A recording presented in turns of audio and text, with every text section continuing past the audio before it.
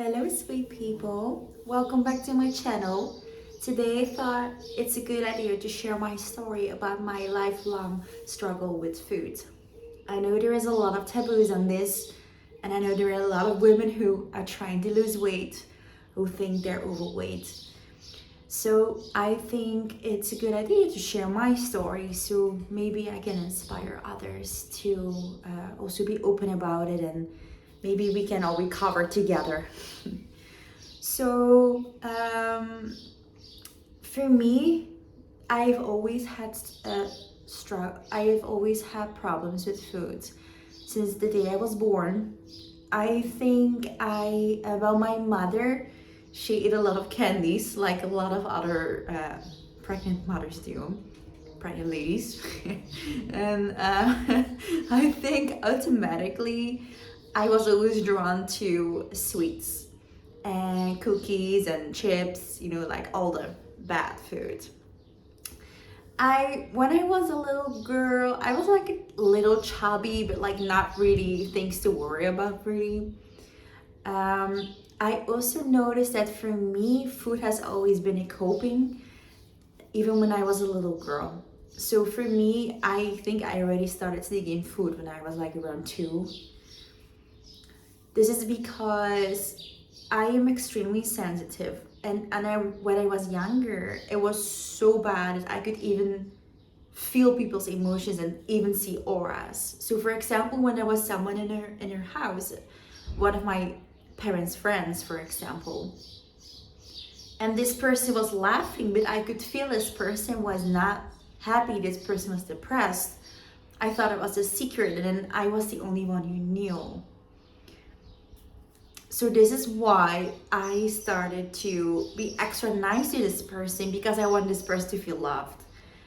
When I see a 2-year-old now, I really hope they are not like me, because it's a tough thing to have on your shoulders, like as a little girl, obviously, and me being so little, that's even more.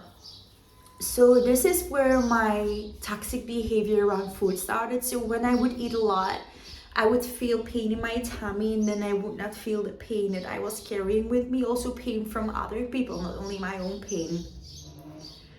When I was like around 9, I was still like a bit chubby, but not extremely overweight or not even obese, nothing. And then I was sick for 3 days and I lost 3 kilos, and then I was like skinny like all the other girls around me. So it really started to become a problem again. I mean, it was always a problem. I was always problematic with eating. But it became a bigger problem when I became a teenager. Like as many teenagers are extremely vulnerable. Those are the kids we really have to watch, because they can get influenced by everything and anyone, because they desperately want to fit in. I started to develop an eating disorder. Well, I think I already had an eating disorder, that I was born with it, not that I had it like later on developed, that's what I mean. So I think I developed it quite early on, but now it became more of a bigger thing. It became really problematic when I was 14, because I was sexual abused. I think a lot of people recognize this. In mental health as well. Like when something happens that's out of their control, people tend to grab towards things that they feel they're in control in. And a lot of people don't know this, but eating disorders are actually not about food. It's about control, it's about self-image, it's about trying to deal with certain kind of things. I was sexual abuse, so 2 times, at 14 and at 16. I felt absolutely gross. I went to a lot of therapy after, who I took care of it myself. I was very lonely, because I was the only one who knew how I really felt. And then as time went on, I knew that there was something wrong with me, but I didn't know about eating disorders when I was younger.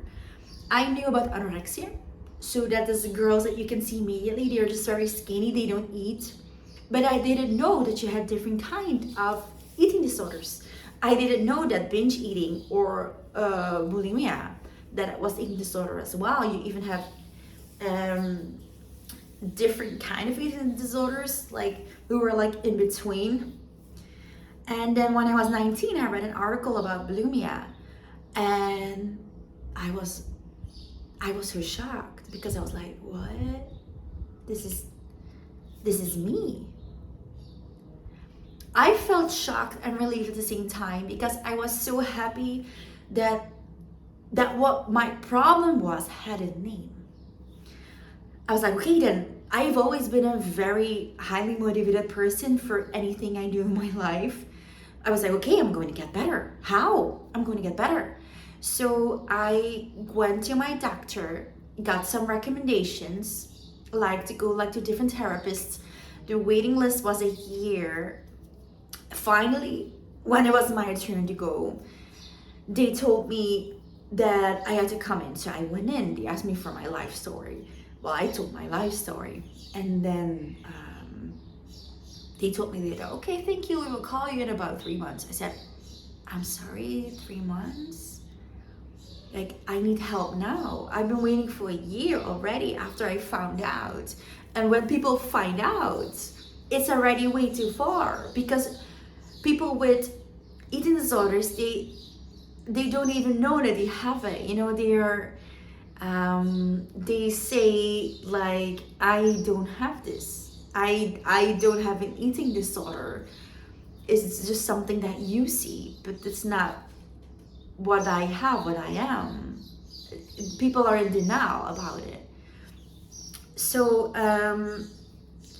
well, I started doing some more research, and I found out that for me, the best thing to do was to go into an eating disorder clinic. So I found one in Amsterdam. So that was like a few hours by train for me. I lived in the south of the Netherlands because I'm originally Dutch. I mean, I'm not going into details about how the people or the things are called, because that's just too personal, like especially for them. Because I was in this place and they told me, no, you cannot go intern. We have to try therapy like this first. But I just knew when I was going into therapy, it would take years and years and years for me to even be a tiny bit better, because I told them, listen, I think I'm too sick. I think I was born with this.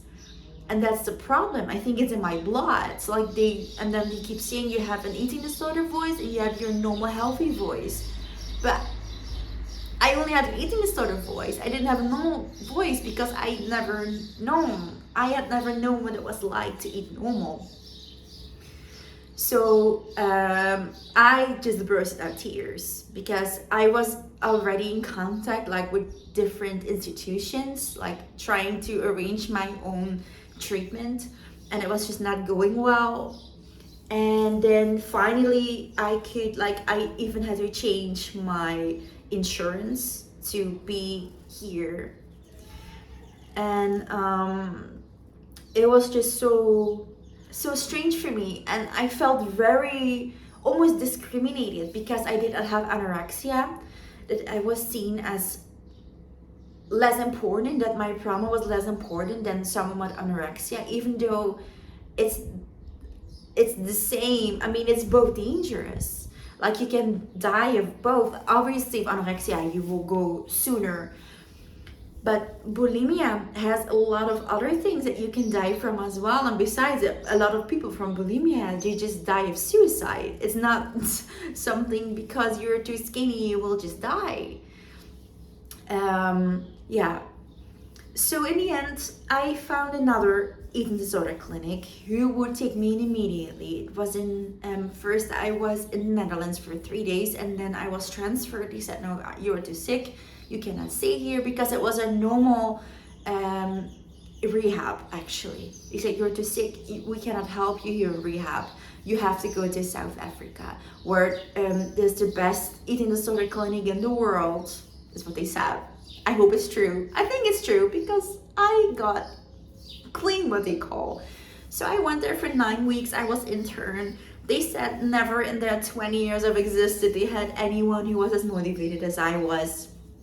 And so I went in, and at this time I was slightly overweight, but not really anything concerning. I think in my teenage years I was around like 120 pounds, but I always looked like at least 10 pounds lighter, because that's just the way the females in my family are built. We have our weight spread out over our bodies. So we look 10 kilos, like it's like around like 18 pounds, 20 pounds lighter than we actually am. So at this time, I was slightly overweight, but nothing concerning. Then I met my ex-husband, whose story I just told here before in another story time. So if you want to go watch that as well, it's somewhere. I will put the link in the description here, so you can see that one as well. But during my marriage, I gained a lot of kilos. I was just so unhappy that I was eating to feel better. I was eating away when, I was emotional eating, because I recovered from my eating disorder. I don't have my eating disorder anymore. It's living with an eating disorder is living hell. I actually wrote a book about it.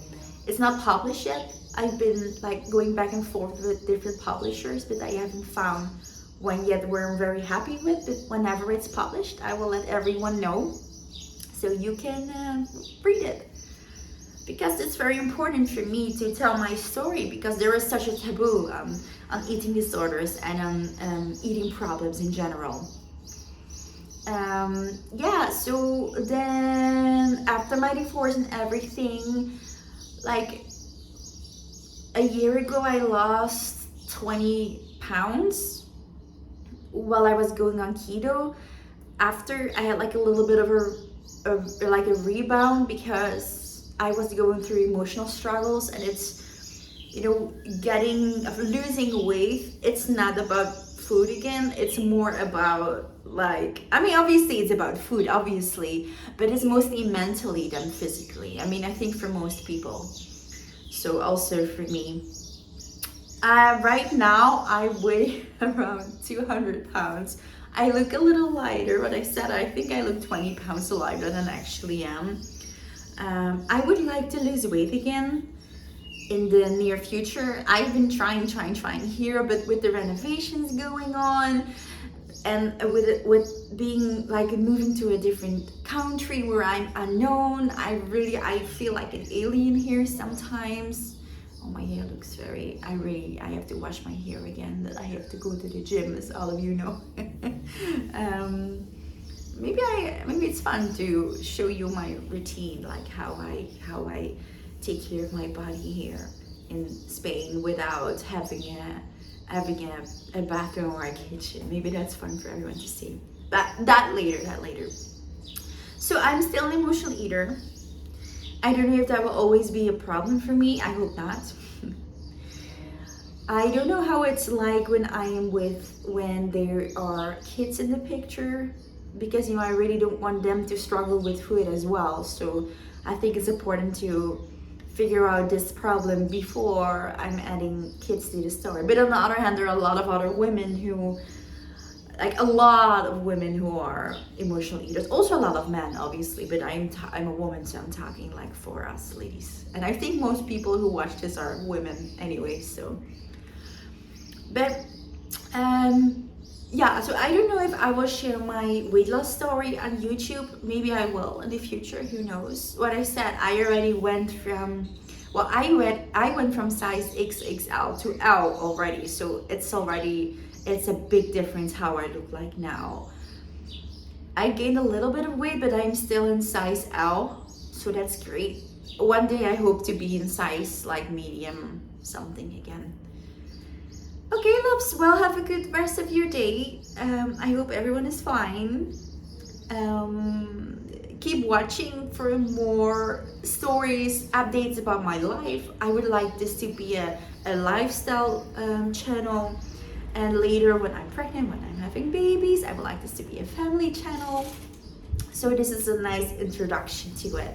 So this far I'm really enjoying it, and I'm doing shorts as well about my 30 things that I learned in my 30 years being on this planet, because as I already told, I just turned 30. The end of April I turned 30. So that's a big step, obviously, a big milestone. So I talk to you later. And if you want to keep watching my channel, I have a lot of shorts in which I share the things I learned in my 30 years. So don't forget to like and subscribe, and I will talk to you later. Bye bye.